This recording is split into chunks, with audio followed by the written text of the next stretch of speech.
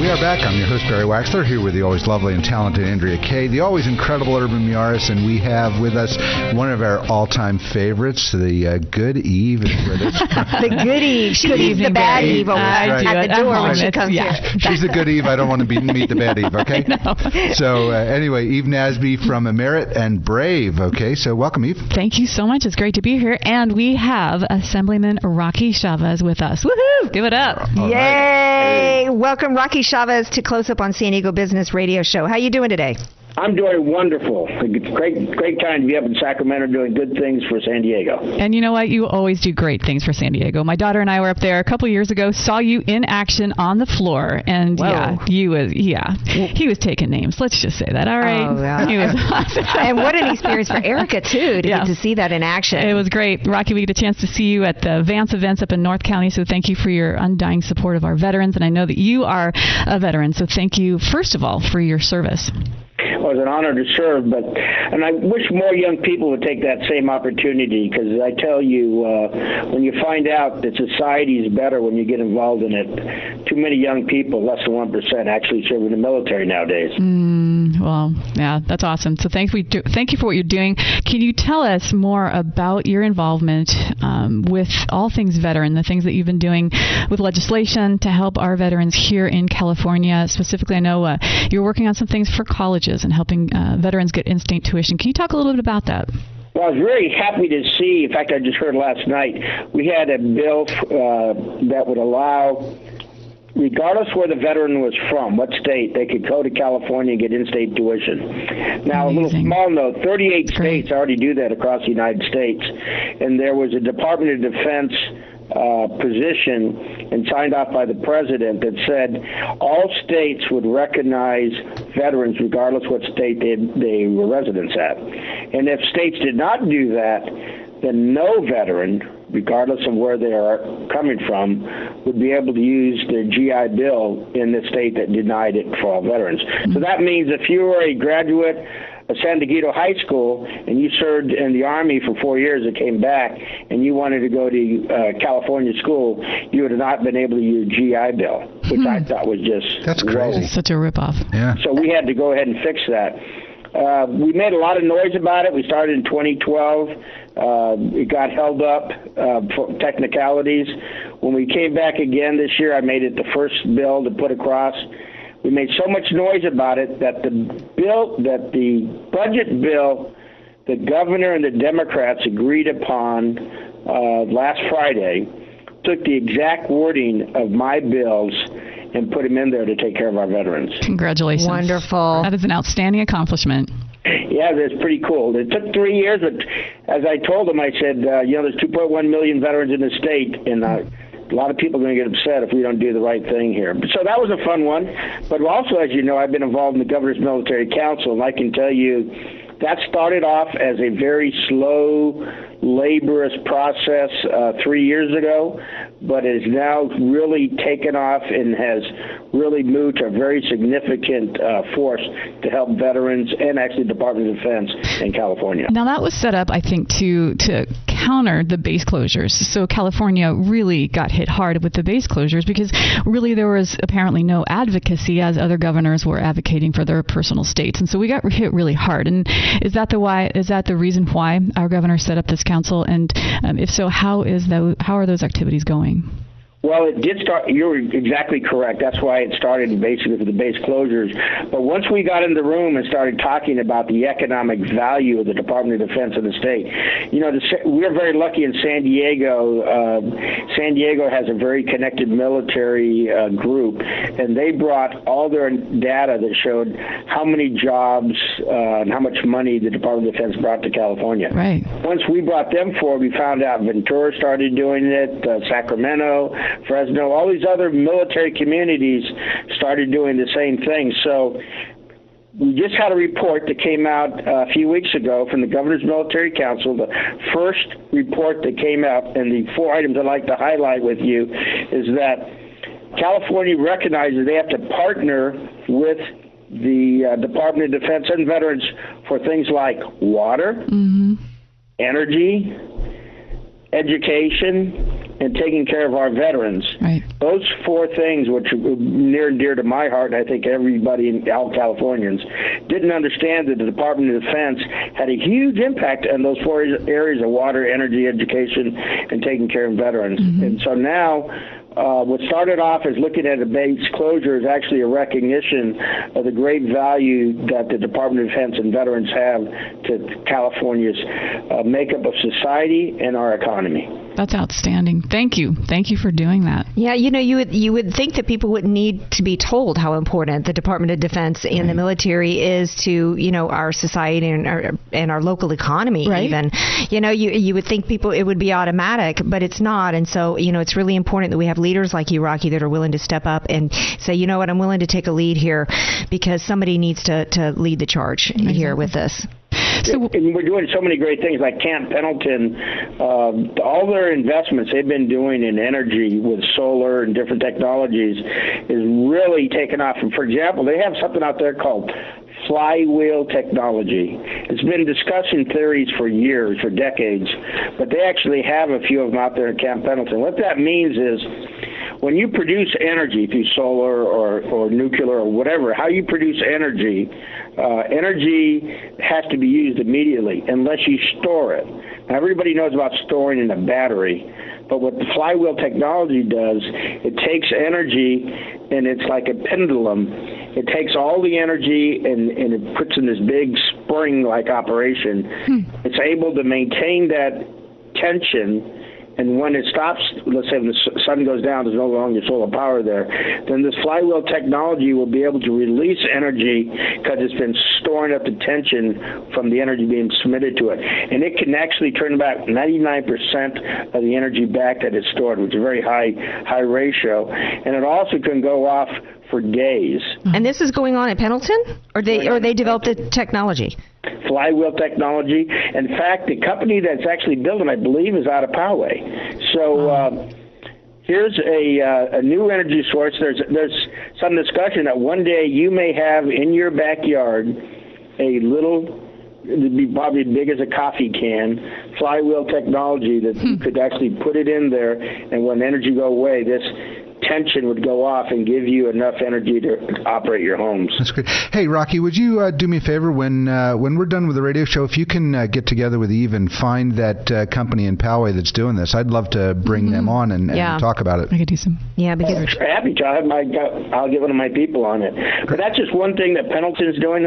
Another thing that Pendleton's doing a lot, as you know, or actually we're doing, is water. They have their own groundwater sources, but they've done so much in reclamation. And there's even discussion going now of possibly putting another desalination plant out at Camp Pendleton.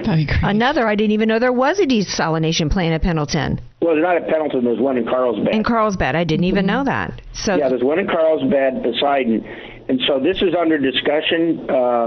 It's early on, but it would be a great opportunity because, as you know, in San Diego, what's really, I think the San Diego Water Authority has done very well, is it's looking at diversification of water sources, not depending on L.A. where they can run our rates up. Right. So when we could produce water here off the oceans, that's the desalination. That could be a really great issue. And the other thing we done at the Governor's Military Council is a lot of people don't know that children really are stressed. When young kids are stressed because they're moving or their parents are deployed or heaven forbid, something actually happens to one of their parents, there's a lot of stress on the children. Yeah. So we have a lot of support structures out at Camp Pendleton for the children.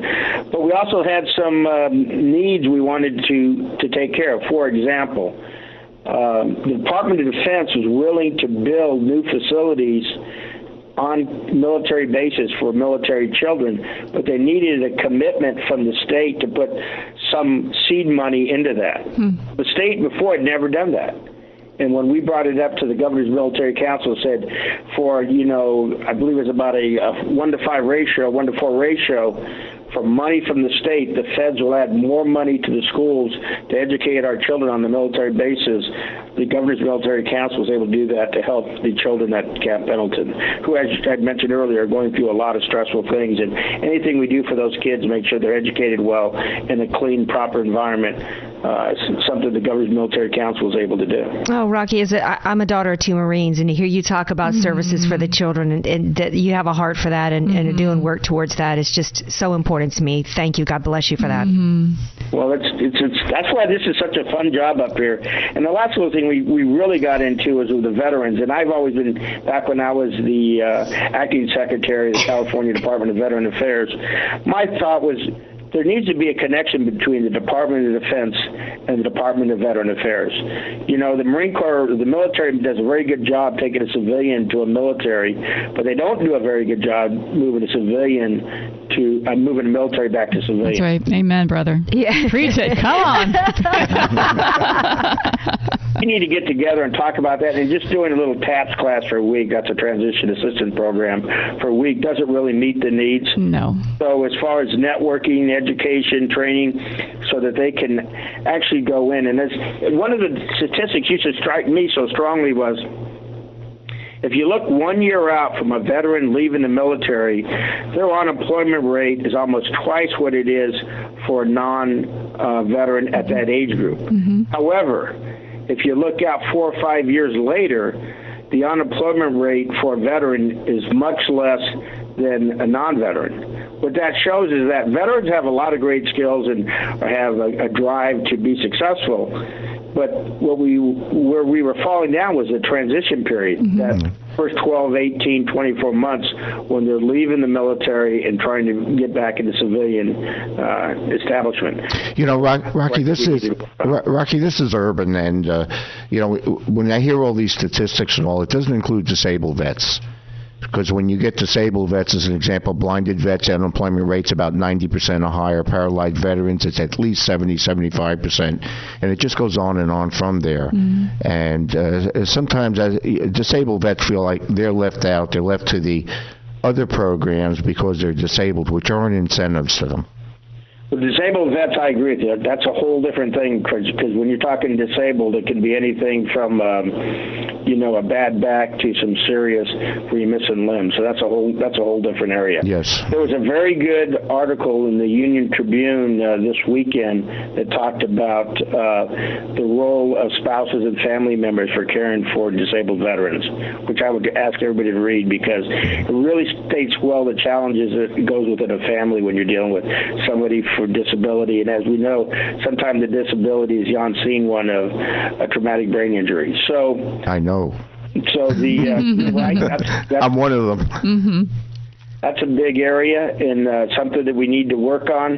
The only thing when I used to talk to a lot of the veteran groups, I'd caution them on, if we need to make sure that a lot of our veterans can do the transition, but if we have a message that anybody who's served in the military is broken, they got a medical issue, then sadly sometimes businesses won't hire them because they're afraid of them. I'm sure you remember the term 30 years ago. It's called going postal at the end of the Vietnam War. And so I'm very cautious about that, because when you have people who have served our country and they want to transition out, we need to make sure they have every opportunity of not being possibly labeled for something that, they're not dealing with. That's right. That being said, you also need to understand you got to take care of the disabled veterans, and there's a lot of us that are doing that. I'm sure you're one. Well, Rocky, you're doing a whole lot for veterans and all of us who love and work around and support veterans and everything in our community here. And we want to thank you for coming on the show today, because we know that we're running behind, and you gotta get off to other far more important meetings than this. Thank you so much. Well, thank you very much, and I'd love to invite me back anytime. And I'd like to talk about the United States Senate race if we ever get a chance. That sounds great. Let's talk about it, and we'll have Eve connect the dots and get you back on.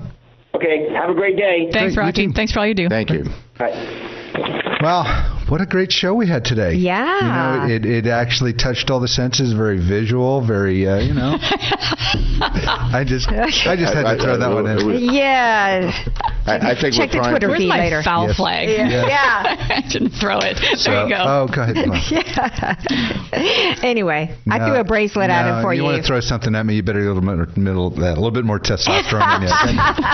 We got Barry blushing. We got you in tears. I'll start working out with Slaughter, and I'll throw something at you. And we had to bring in an extra box of tissues for Andrea today. I know. Rocky got me all like teary. So, yeah. Great show today. Yeah, it's all the guys are doing that today. I got you teary earlier, you know. You did. That's right. Talking about Father's Day. Well, it wasn't even me. It was my son. It was Shane. Yeah. So anyway, hey, this has been a great show. I want to thank everybody, Eve, Andrea, Urban, all our guests today. This has been a fabulous time. I look forward to following up on a lot of this stuff. Yeah. It's great. So anyway, well, we are short on time. So you've been listening to Close Up on San Diego Business here on KCBQ, AM 1170, The Answer. If you're interested in being a guest on our show or just want to follow us, send me an email at barry@closeupsandiego.com or visit our webpage. You can also tweet us at CloseUpSD or just find our page on Facebook. And from all of us here at Close Up, stay awesome, San Diego.